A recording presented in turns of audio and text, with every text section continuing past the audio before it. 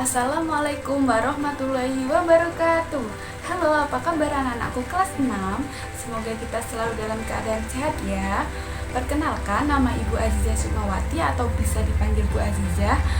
Di pagi hari ini Ibu akan menemani kalian untuk belajar. Sebelum kita mulai belajar, alangkah lebih baiknya kita berdoa terlebih dahulu. Semoga apa yang kita pelajari hari ini membawa keberkahan. Menurut agama dan kepercayaan masing-masing, berdoa Ibu persilahkan. Berdoa cukup. Nah, masih sama seperti minggu-minggu yang lalu, kita belum diizinkan untuk belajar bertatap muka langsung.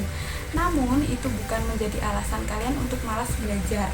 Karena walaupun di rumah masing-masing, kita harus tetap semangat dalam belajar untuk mewujudkan cita-cita kita. Hayo, siapa yang di rumah selalu main HP dan malas belajar?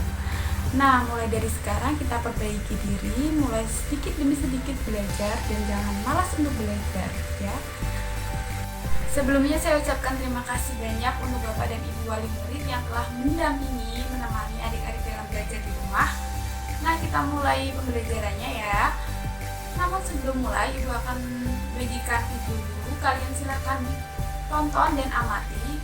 Kemudian carilah informasi apa yang akan kalian dapat selama menonton video ini.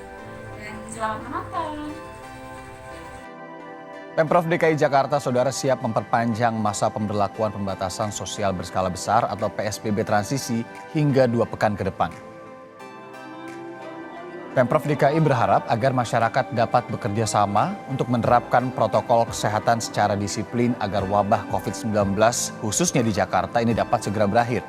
Dirinya juga mengklaim pelaksanaan PSBB transisi berdampak kepada menurunnya angka kasus positif COVID-19 di Jakarta, serta menurunnya angka kematian pasien akibat virus tersebut.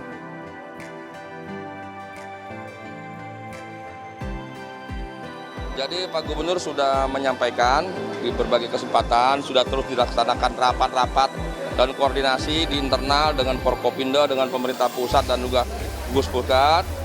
Jakarta insya Allah dalam 2 minggu ke depan akan memperpanjang masa PSBB-nya dengan terus melanjutkan pelonggaran sebagaimana 2 minggu terakhir dengan menambah beberapa unit kegiatan yang dibuka, diantaranya adalah resepsi pernikahan. Nah, anak-anak, kita telah mengamati video dan sudahkah kalian menemukan informasi penting dari video tersebut?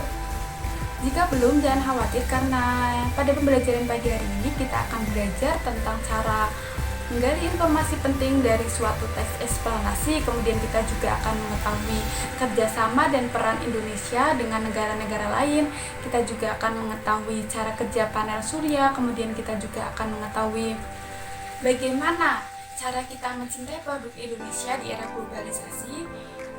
Yang terakhir, kita juga akan dapat membuat sebuah reklame atau poster tentang tanah air Indonesia. Dan itu semua akan kita dapatkan pada tema 4 tentang globalisasi, subtema 3 tentang cinta tanah air dan globalisasi pada pembelajaran 1 dan 2. Berbicara tentang globalisasi, apakah kalian sudah tahu apa itu globalisasi? Nah, globalisasi adalah masa di mana arus informasi begitu cepat menyebar ke berbagai belahan dunia. Kebudayaan dan gaya hidup dari berbagai penjuru dunia kemudian dengan mudah dapat kita ketahui. Kondisi tersebut akan memudahkan generasi Indonesia untuk meniru beragam kebudayaan asing tersebut. Namun, bagaimanapun kondisinya, kita sebagai warga negara Indonesia harus tetap mencintai dan menggunakan produk-produk Indonesia dan menerapkan budaya dari negara kita sendiri, yaitu negara Indonesia. Mari kita mencoba lagi untuk menemukan informasi penting dari suatu teks bacaan. Nah, ini ada sebuah teks, mari kita baca bersama-sama ya. Sikap pemborosan dalam mengkonsumsi daya listrik harus diminimalisir, sehingga pasar dunia meningkatkan harga daya listrik yang harus disediakan oleh subsidi daya listrik pemerintah negara Indonesia menjadi membengkak. Nah, informasi penting yang dapat diperoleh dari teks bacaan ini yaitu penyediaan subsidi daya listrik oleh pemerintah Indonesia membengkak.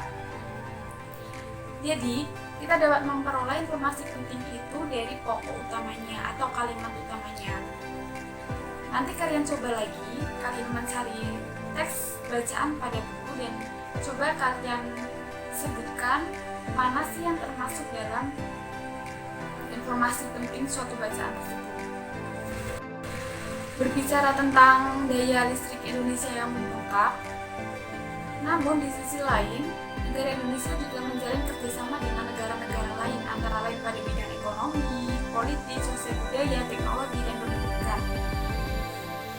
Lalu apa saja kerjasama negara Indonesia dengan negara lain, dalam bentuk apakah itu?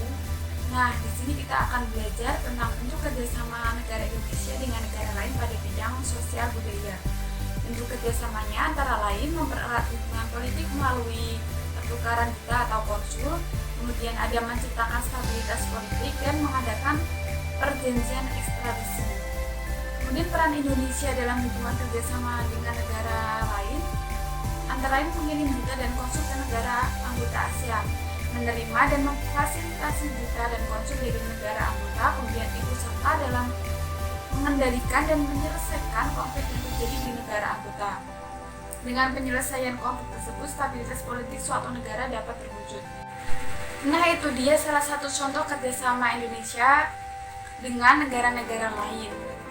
Kalian pernah mendapat informasi tentang keadaan Indonesia sekarang ini? Dari manakah kalian mendapat informasi kondisi tentang negara kita saat ini?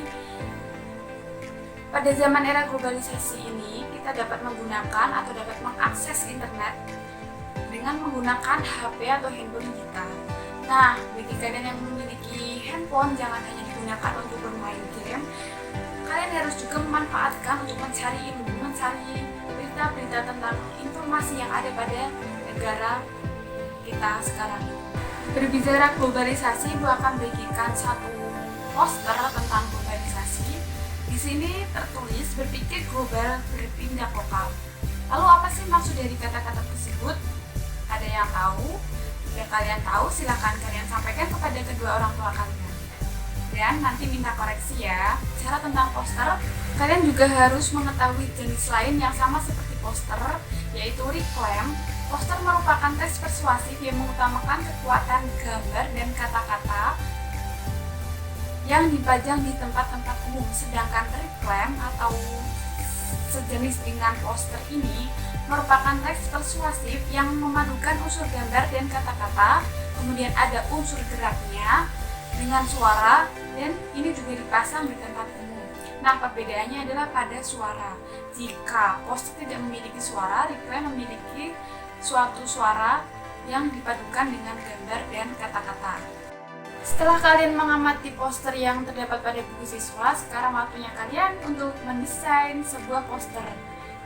Temanya yaitu Bhinneka Tunggal Ika atau berbeda-beda tetapi tetap satu. Kalian hanya membuat desainnya saja dan dibuat dengan maksimal ya. Kemudian kita akan membahas isi dari poster tersebut. Berpikir global, bertindak lokal. Nah, maksudnya bersikap terbuka terhadap perkembangan-perkembangan yang terjadi di seluruh dunia, namun masih menjunjung tinggi budaya sendiri dibanding budaya asing. Walaupun kita mengikuti perkembangan zaman pada saat ini, namun kita tidak boleh lupa untuk selalu menjunjung tinggi apa yang telah kita miliki, yaitu budaya-budaya yang ada di Indonesia. Contohnya adalah mengikuti perkembangan ilmu pengetahuan dan teknologi yang terjadi di seluruh dunia, namun tidak sampai mengikuti kebiasaan-kebiasaan asing yang negatif dan tetap mencintai produk-produk yang ada di Indonesia, tidak mencintai produk luar negeri. Di era globalisasi ini semakin banyak teknologi canggih yang ditemukan. Hampir seluruh penemuan tersebut menggunakan energi, khususnya listrik. Namun akhir-akhir ini pasokan listrik semakin berkurang akibat semakin menipisnya sumber energi untuk memproduksi listrik seperti minyak bumi, gas, batu bara, dan panas bumi. Salah satu cara yang dapat kita lakukan adalah mencari sumber energi alternatif yang bersih, aman, bebas polusi, dan selalu tersedia tanpa batas. Salah satu bentuk energi alternatif tersebut adalah sel surya. Nah, mari kita amati cara kerja panel listrik tenaga sel surya.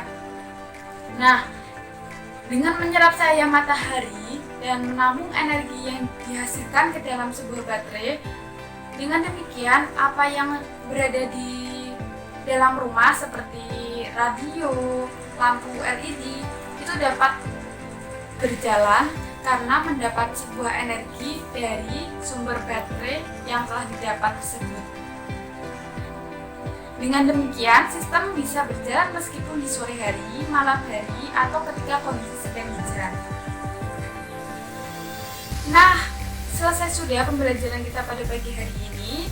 Ibu harapkan kalian dapat memahaminya dengan baik. Jika ada yang belum paham atau masih ingin ditanyakan, silakan tanyakan melalui grup WA. Setelah ini Ibu bagikan soal evaluasi, kalian kerjakan dengan cermat dan sungguh-sungguh, lalu hasilnya dikerjakan di buku tugas. Sebelum Ibu tutup, mari kita menyimpulkan bersama-sama. Tadi kita telah belajar tentang menyimpulkan informasi penting dari teks bacaan, kemudian kerjasama dan peran Indonesia dengan negara-negara lain, kemudian cara kerja panel surya, mencintai produk Indonesia di era globalisasi, dan kita juga telah membuat iklan. Untuk pertemuan selanjutnya, kita melanjutkan pada pembelajaran 3 dan 4. Kemudian sebelum Ibu tutup, alangkah lebih baiknya kita berdoa terlebih dahulu agar apa yang kita pelajari hari ini mendapat manfaat dan keberkahan.